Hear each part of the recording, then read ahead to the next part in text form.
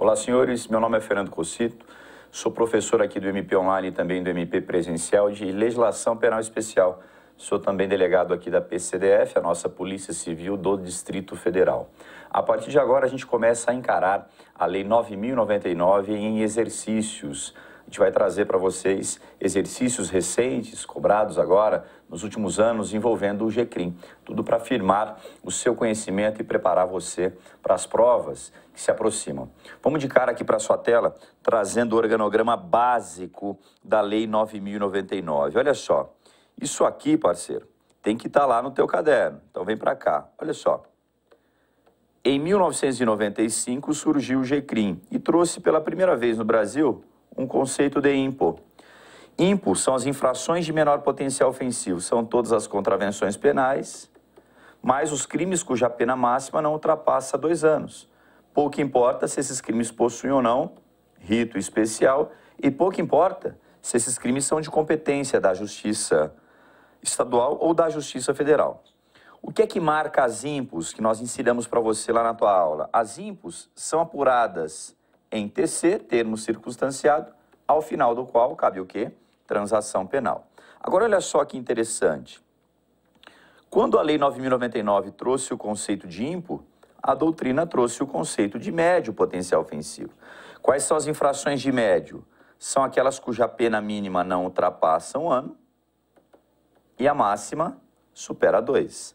Para as infrações de médio potencial ofensivo, não cabe transação penal, cabe o quê? Sursi processual, suspensão condicional do processo. Estou só relembrando você aqui.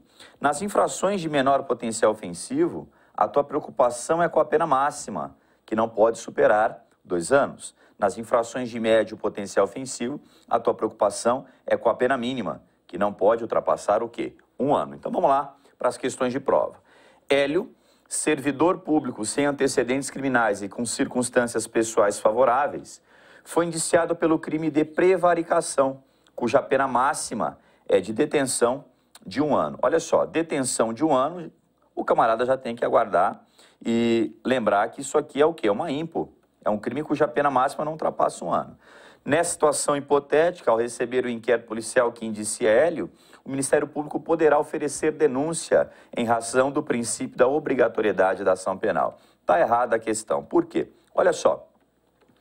Esse camarada aqui, que praticou uma IMPO, após a investigação policial, aqui está a investigação policial, ele não é denunciado pelo promotor de justiça. Não existe oferecimento de denúncia, existe proposta do quê? De transação penal, que uma vez aceita, extingue a punibilidade do camarada.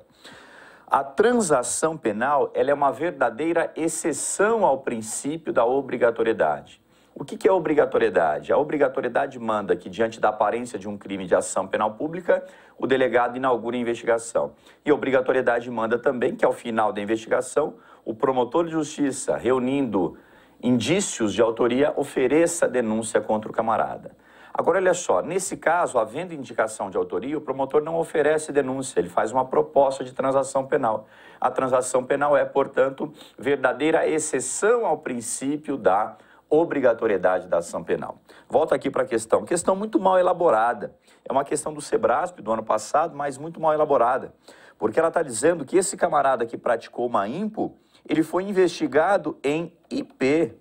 Olha só, não é o IP o procedimento correto. Não. O procedimento correto seria o quê? O TC. Bom, mas se ele diz que é uma infração de menor potencial ofensivo, ao final da investigação não cabe oferecimento de denúncia, em regra, o caso é de oferecimento de transação penal. 2. Compete exclusivamente ao seu titular, na ação penal privada, propor transação penal ao querelado, não cabendo ao MP a prerrogativa de ofertá-la, mesmo diante da inércia do titular. Tá certo. O aluno tem que guardar para a prova o seguinte: tanto a transação penal como a suspensão condicional do processo são medidas despenalizadoras cabíveis, sim, nos crimes de ação penal privada. Exemplo, dano. Exemplo número 2, injúria.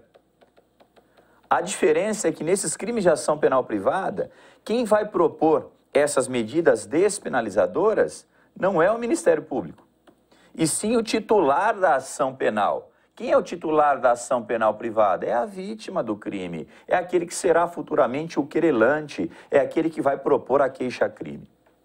3. É considerado crime de menor potencial ofensivo a infração penal cuja pena máxima seja superior a 2 anos? Não. São infrações de menor potencial ofensivo, lembra, parceiro? Aqui, ó, todas as contravenções penais e todos os crimes cuja pena máxima não ultrapasse 2 anos.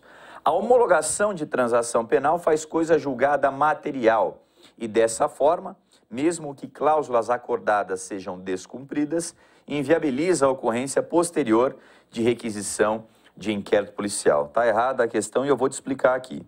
Olha só, pega o camarada que praticou uma impo. Esse camarada, senhores, ele é investigado em TC. Ao final do TC, como eu expliquei, não existe o oferecimento dessa peça escrita aqui chamada denúncia. Ao final do TC, em regra, existe proposta de transação penal, que aceita, faz com que a punibilidade seja o quê? Extinta. Agora, presta atenção aqui, vem para cá. Pode acontecer que o promotor de justiça ofereça a seguinte proposta de transação penal. Ele fala, olha só, Jonathan, você é autor do crime de menor potencial ofensivo. Como proposta de transação penal, eu quero 4 latas de tinta para a gente pintar aqui o gabinete da Promotoria de Justiça. Jonathan, então, sabe que aquela é uma tinta mais cara, Jonathan está com dificuldades e propõe o seguinte, fala, doutor promotor, posso pagar 2 latas de tinta hoje e as 2 no mês que vem? Daqui 30 dias? E o promotor aceita e opera-se, então, a transação penal. Essa transação é homologada pelo juiz e o juiz já nessa audiência declara extinta a punibilidade de Jonathan. Só que Jonathan sai daquela audiência com a ata da audiência, com a punibilidade extinta, e Jonathan faz o seguinte raciocínio, poxa, extinção da punibilidade é extinção do poder dever de punir do Estado. Eu tive a minha punibilidade extinta, eu paguei 2 latas de tinta, então quer saber? Eu não vou pagar as outras 2 não, estou com a minha punibilidade extinta, deixa o promotor para lá, não vou pagar as outras 2 latas de tinta não. Bom, nesse caso, se ele não pagar as latas de tinta, o MP tem 2 possibilidades. Pode requisitar novas diligências à polícia para formar a sua opinião delicti, como pode também, se houver indicação de autoria, oferecer de pronto a denúncia. O promotor pode sim denunciá-lo e pode sim requisitar diligências, mesmo diante de uma decisão que extinguiu a punibilidade dele. Isso porque a decisão que extingue a punibilidade, fruto da transação penal, ela opera apenas coisa julgada formal e não material, ok? Então, olha só, a extinção da punibilidade, fruto aqui da transação penal, opera a coisa julgada apenas formal, de modo que se não houver o cumprimento da transação penal, ele pode ser denunciado, como pode o MP requisitar diligências à polícia. Então, tá tudo errado aqui, ok? 5. A 5 é bem interessante, presta atenção aqui. Eu disse que, feita a transação penal, ocorre a extinção da punibilidade do autor de infração de menor potencial ofensivo. Qual é a natureza da decisão que homologa a transação penal? A natureza é de declaração de extinção da punibilidade. Essa decisão não diz que você é culpado, não diz que você é inocente, apenas extingue o poder-dever de punir do Estado. Natureza extintiva de punibilidade. Então, tudo aquilo que foi eventualmente apreendido em poder do sujeito, quando da prática da infração de menor potencial ofensivo, se o juiz declara extinta a punibilidade, esses instrumentos de crime, eventuais produtos ou proveitos do crime, tudo isso tem que ser restituído ao camarada, simplesmente porque não houve condenação penal. Se não houve condenação penal, não tem que falar em confisco de instrumentos, produto ou proveito do crime, tudo tem que ser entregue ao camarada. Olha o caso concreto aqui. O que foi que aconteceu nessa questão? O camarada foi surpreendido praticando uma contravenção penal de jogo do bicho. E entendeu-se que ele utilizava uma motocicleta para a prática contravencional. O juiz homologou a transação penal, extinguindo a punibilidade aqui do bicheiro, e o juiz decretou o perdimento, o confisco da motocicleta. Está errado, porque não há condenação penal. Se existe apenas a extinção da punibilidade, nesse acordo operado entre o autor do crime e o MP, o juiz tem que restituir os objetos apreendidos, que podem ser instrumentos, produtos ou proveitos do crime, simplesmente porque não houve condenação penal. Então dá uma olhadinha aí. Em razão de procedimento penal instaurado no Juizado Especial Criminal para apurar a contravenção de exploração do jogo do bicho, na ocasião da lavratura do TC, foi apreendida uma motocicleta de Glauco, servidor público, porque supostamente a moto teria sido utilizada na prática contravencional. Posteriormente, foi ofertada a transação penal pelo MP, prontamente acolhida e integralmente cumprida por Glauco. E essa transação era de doação de cesta básica. Entretanto, a sentença, ao extinguir a punibilidade pelo cumprimento integral das condições pactuadas, decretou a perda da motocicleta em favor da União, por entendê-la proveniente de crime. Nessa situação, de acordo com o que dispõe a lei penal sobre os efeitos da condenação, não caberia a decretação do perdimento da motocicleta, pois não houve condenação penal. É exatamente o que eu disse aqui. 6. De acordo com a Lei 9.099, com o entendimento doutrinário e jurisprudencial dominantes, a proposta de transação penal é cabível nos crimes de ação penal privada. Ok. Cabe tanto transação penal como sursi processual nos crimes de ação penal privada, caso não haja prévia composição dos danos cíveis. Vem para cá. Tem aluno que leu essa questão no presencial e não entendeu a parte final. Cabe transação penal e cabe sursi processual nos crimes de ação penal privada. Agora a gente vai ver no final do nosso curso em exercícios aqui que a composição civil nos crimes de ação penal privada e nos crimes de ação penal pública condicionada à representação, ela extingue a punibilidade e afasta a transação penal. Portanto, a questão está perfeita. Cabe transação penal nos crimes de ação penal privada, desde que antes não tenha sido operada a composição civil. 6.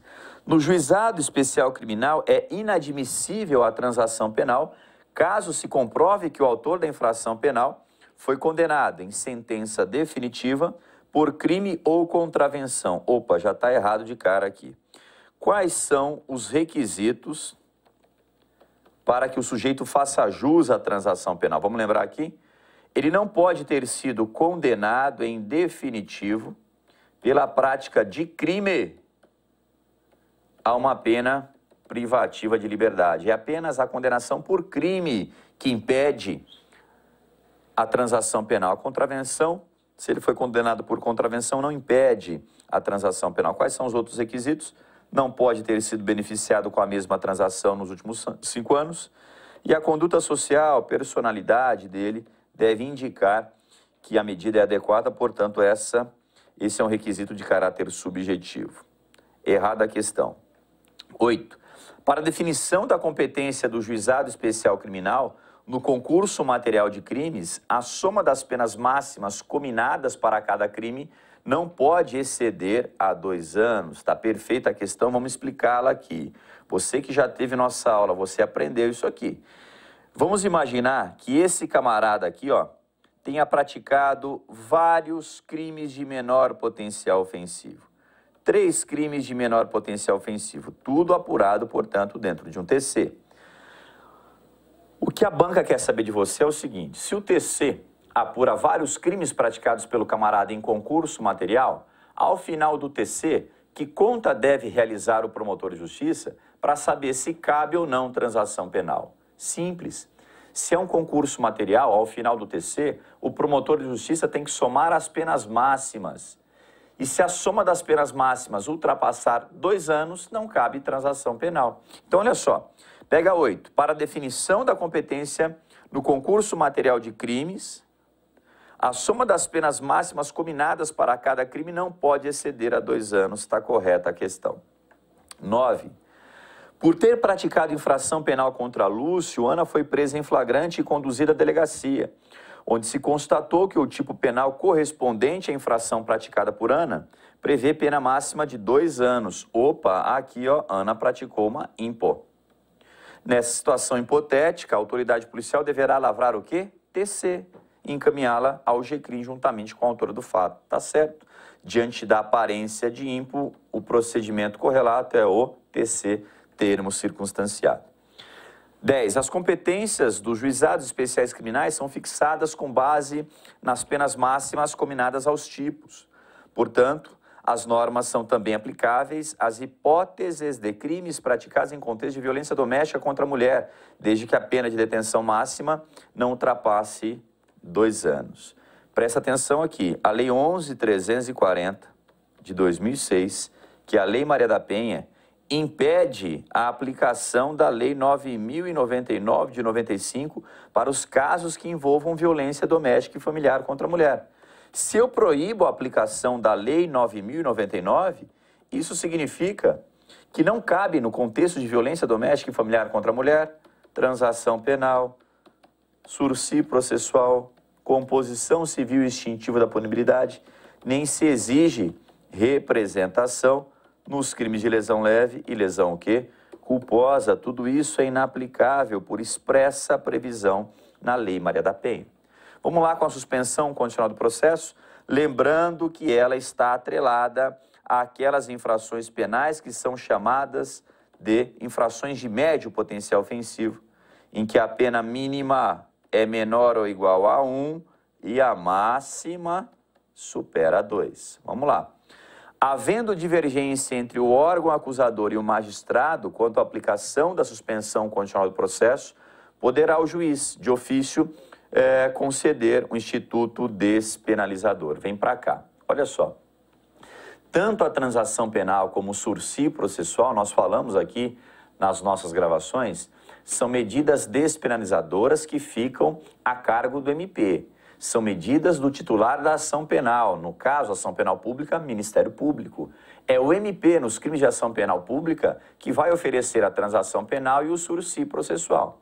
Se o juiz, como na questão aqui, perceber que era caso de oferecimento de sursi processual, mas que o promotor, por capricho, não ofereceu o mecanismo, não pode o juiz sozinho oferecer o sursi processual. Como ele não pode lá atrás também oferecer a transação penal. São medidas ministeriais, são medidas do titular da ação penal pública, ok? Se o juiz perceber que era caso de sursi processual e que o promotor não o ofereceu, o juiz tem que encaminhar o caso ao PGJ para que a cúpula do MP concorde com o promotor ou discorde dele, oferecendo o mecanismo despenalizador. 2. É cabível benefício na desclassificação do crime e na procedência parcial da pretensão punitiva, ainda que ocorrida em grau recursal. Perfeito, vamos explicar isso aqui.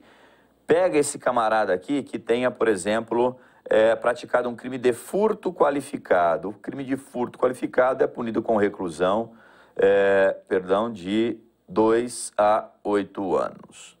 Esse crime, concordam comigo? Ele não admite sursi processual porque a pena mínima, ultrapassa 1 ano.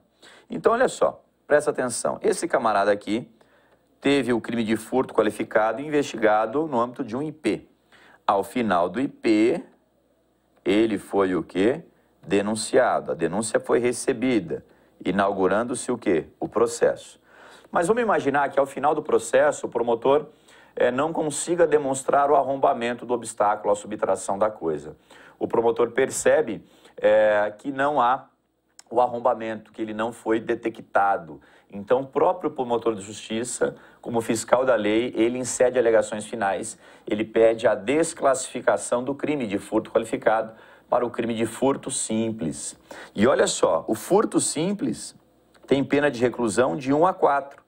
Então, o próprio promotor de justiça, quando pede a desclassificação, o promotor já sabe que esse crime aqui admite o sursi processual. E o promotor, mesmo ao final do processo, tem que oferecer ao camarada a proposta de suspensão condicional do processo.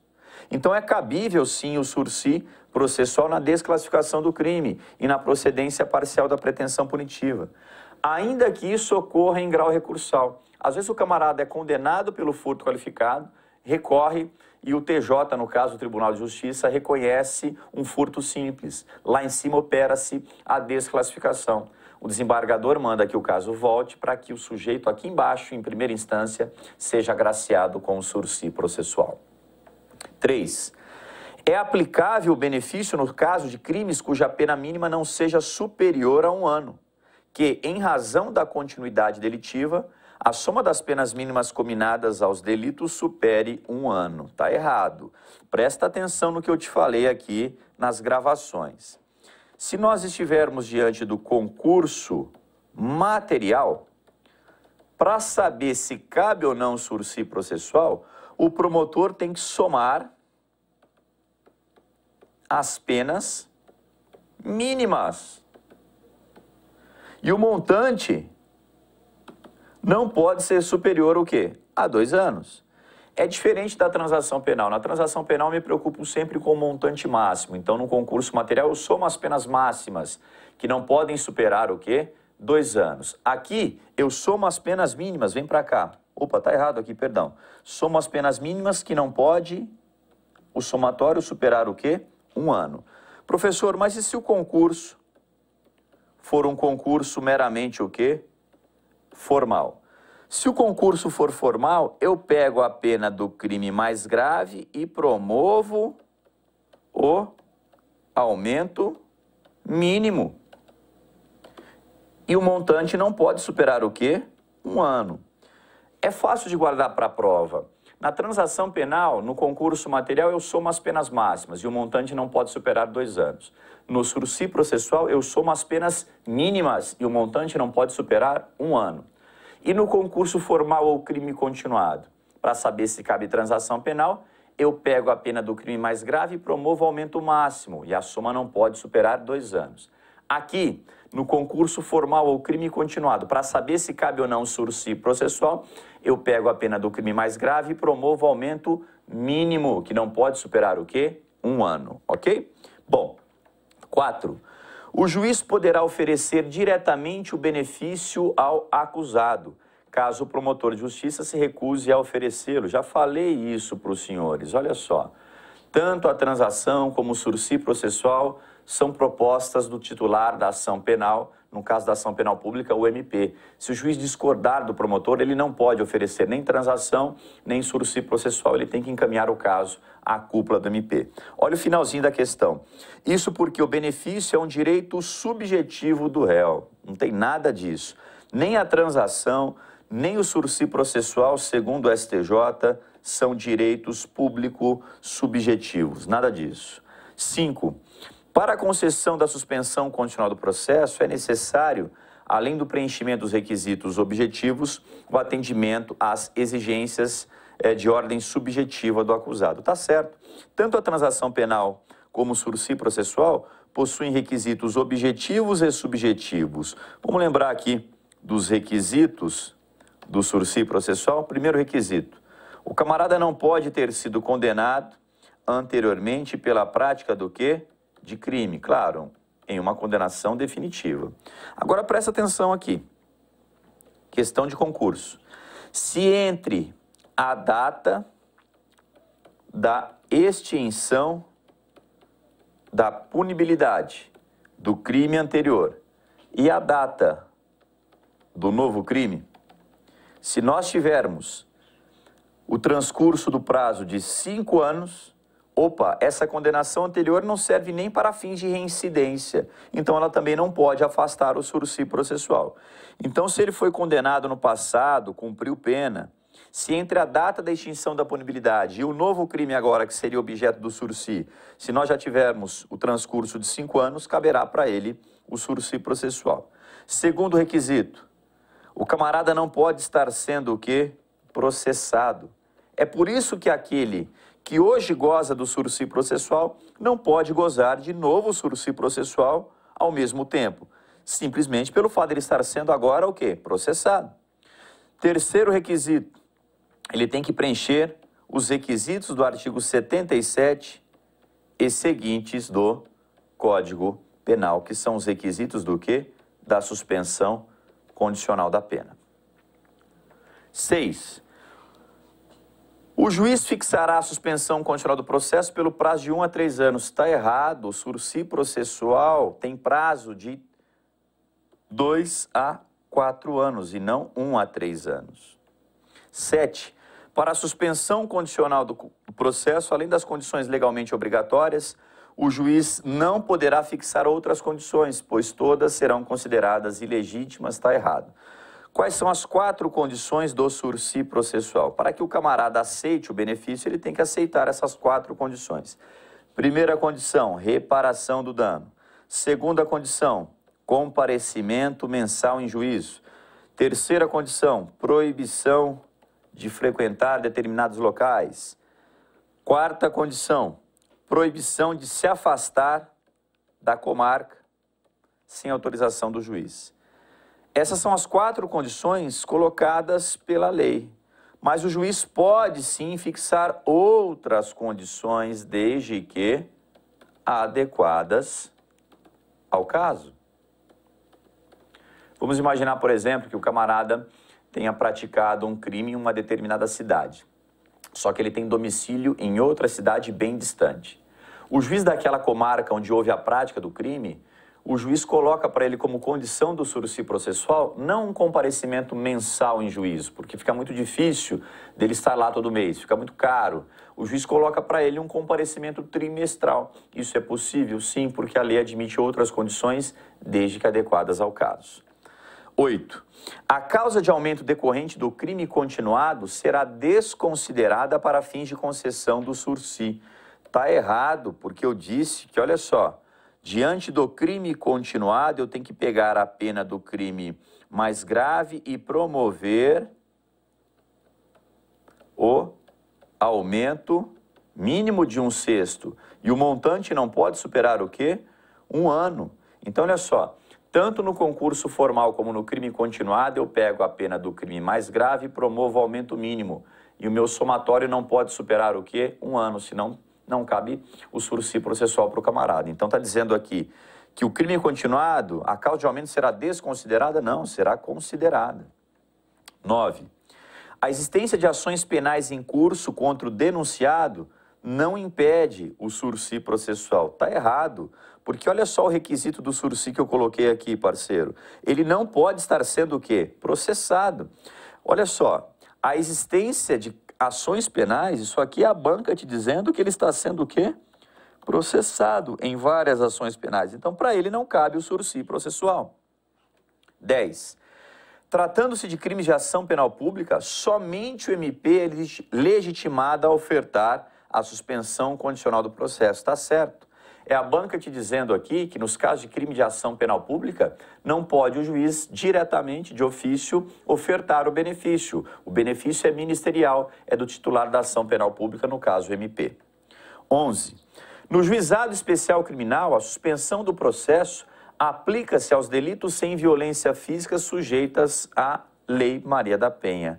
Já disse que a Lei Maria da Penha afasta a Lei 9.099 e, por consequência, todas as suas medidas despenalizadoras. 12. Conforme a Lei 9.099 de 95 e o entendimento dos tribunais superiores, a suspensão condicional do processo será aplicável em caso de infrações penais cometidas em concurso material, quando a pena mínima combinada resultante do somatório for igual ou inferior a 2 anos. O finalzinho está errado. Repito mais uma vez aqui. No concurso material, eu somo as penas mínimas, só que o meu somatório não pode ultrapassar o quê? 1 ano. A regra do somatório não ultrapassar 2 anos é para saber se cabe ou não transação penal lá atrás. Aqui, eu somo as penas mínimas e o somatório não pode ultrapassar 1 ano. 13. Se for deferida a suspensão do processo, a autoridade judiciária deverá declarar extinta a punibilidade depois de expirado o prazo, sem revogação da suspensão. Já expliquei isso aqui no teu curso. Olha só, o período de prova é de 2 a 4 anos.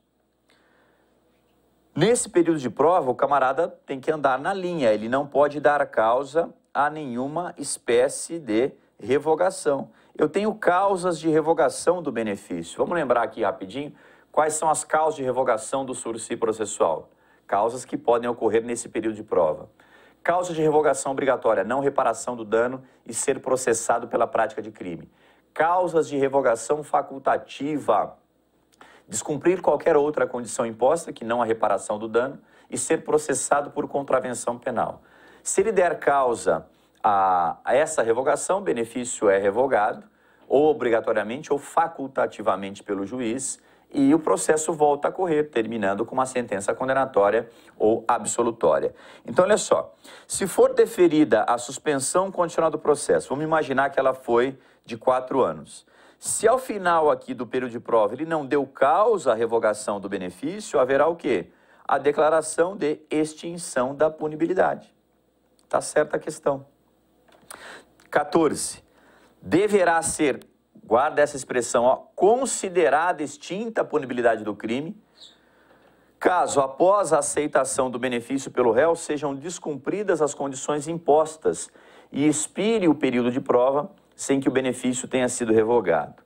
Essa questão é uma questão um pouquinho mais difícil porque ela fala o seguinte: o camarada, por exemplo, praticou uma infração de médio potencial ofensivo, a infração foi apurada em inquérito, ele foi denunciado, inaugurou-se o processo, e esse processo, em que ele foi agraciado com o sursi processual, teve a suspensão pelo período de 3 anos, certo? Durante 3 anos, o camarada andou na linha aqui, comparecendo mensalmente em juízo, ele não foi processado pela prática de crime. Bom, terminou aqui o sursi processual sem que ele tenha dado causa à revogação. A questão está dizendo, deverá ser considerada extinta a punibilidade dele. Está errado, porque olha só, não existe nenhuma presunção de extinção de punibilidade. Olha só, terminada a suspensão continuada do processo, o juiz deverá declarar extinta a punibilidade. Ele não tem a punibilidade extinta automaticamente. Ela não é considerada extinta. O juiz deve declará-la extinta. Esse é o X da questão. Deve haver uma decisão ao final do sursi processual declarando a punibilidade extinta. Não se presume a extinção da punibilidade. E sim, deve haver efetiva declaração nesse sentido. 5. De acordo com o STF, no caso de réu que tenha condenação anterior transitada em julgado, é possível a propositura da suspensão condicional do processo se já houver transcorrido mais de 5 anos entre a extinção da punibilidade pelo delito da condenação e a prática de novo fato criminoso. Está correto isso aqui, como a gente já explicou anteriormente. 16. O não cumprimento da condição de reparação do dano, sendo possível ao réu fazê-lo, é causa de revogação facultativa. Está errado. É causa de revogação obrigatória. Quais são as causas de revogação? Já falei, mas vamos colocar no teu caderno. Eu tenho causas de revogação obrigatória e eu tenho causas de revogação facultativa. Obrigatória, não reparação do dano e ser processado pela prática de crime. Causa de revogação facultativa, descumprir qualquer outra condição imposta ou ser processado pela prática de contravenção penal. Tem que memorizar, não tem jeito. 17. Há precedentes de concessão da suspensão continuada do processo em delitos cuja pena mínima supera 1 ano, mas a multa aparece cominada alternativamente. Está correto. Presta atenção nesse crime aqui. Ele é punido com reclusão de 2 a 4 anos ou multa. O aluno vai bater o olho nesse crime aqui e vai falar, não cabe sursi processual porque a pena mínima ela é superior a 1 ano. Ok, esse é o primeiro raciocínio. Só que nos crimes em que a multa aparece de forma alternativa, naqueles crimes em que a multa está lá, não de forma acumulativa e sim de forma alternativa, crimes marcados por essa expressão aqui, ou multa, o STJ tem admitido o sursi processual, pouco importando a pena mínima. Se aparecer no teu concurso um crime em que a multa aparece de forma alternativa, admitam o sursi processual, pouco importando a pena mínima. 18. Enquanto a transação penal excepciona o princípio da obrigatoriedade da ação penal, o sursi processual relativiza o princípio da indisponibilidade, questão manjada do concurso. Está correto. Por que a transação penal relativiza, excepciona a obrigatoriedade? Porque ao final da investigação, manda o princípio da obrigatoriedade que o promotor ofereça a denúncia, claro, se houver materialidade e indicação de autoria. No caso da transação, ele não oferece denúncia, ele faz uma proposta de um negócio para o camarada. Então, a transação penal, ela excepciona, assim, a obrigatoriedade lá do processo penal. Já o sursi processual relativiza, excepciona o princípio da indisponibilidade. O que é a indisponibilidade? A indisponibilidade manda que o promotor não desista da ação penal, ele não pode desistir da ação penal. Ele pode, sim, pedir a absolvição do camarada. porque quer promover justiça, ele também é o fiscal da lei, mas desistir da ação penal pública ele não pode. Então, olha só, a doutrina fala que quando ele oferece a denúncia pedindo, propondo que o processo seja trancado, suspenso, ele está, em tese, relativizando o princípio da indisponibilidade. Tudo bem que ele ofereceu a denúncia, mas ele está dispondo, em parte, daquela ação penal, suscitando o trancamento do processo. Então, tem que guardar para a prova.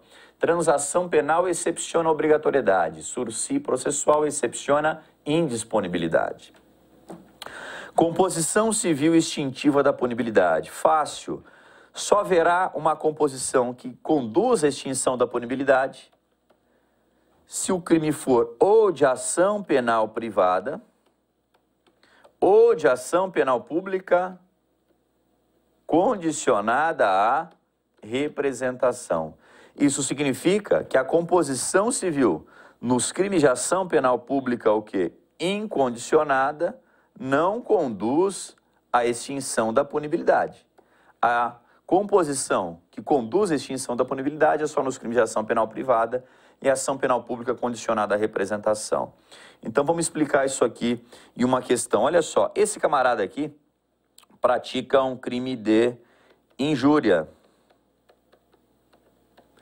Injúria é crime de ação penal privada e é também uma impo.